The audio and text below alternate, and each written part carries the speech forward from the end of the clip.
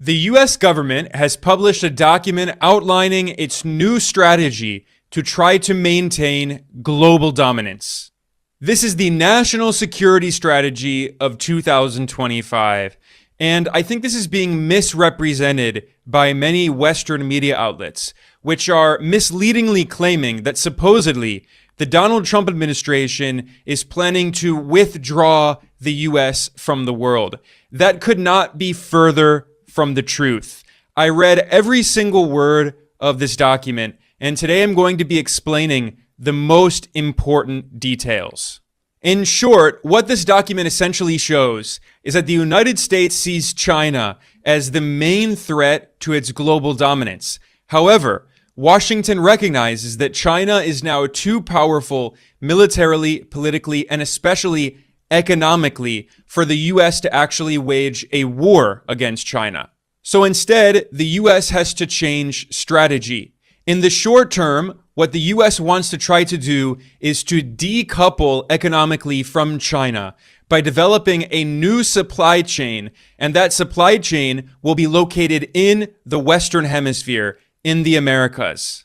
And the US government wants to impose its imperial hegemony in Latin America and destabilize and overthrow any independent governments in the region that are allied with China and Russia.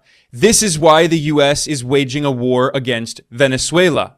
Washington wants to control all of the countries in Latin America, to take factories out of China and out of Asia, and instead to nearshore and friendshore those factories in Latin America, recognizing that those factory jobs in China and East Asia, they're not coming back to the United States. Instead, US companies will manufacture their products exploiting low-paid labor in countries in Latin America, using minerals and oil and gas and other natural resources from the Americas to create a new supply chain with critical minerals and rare earths, which the US also wants to try to get from Greenland. This is a reason why Trump wants to colonize Greenland, in order to create this large fortress America, as they say, to prepare for conflict with China in the medium to the long term.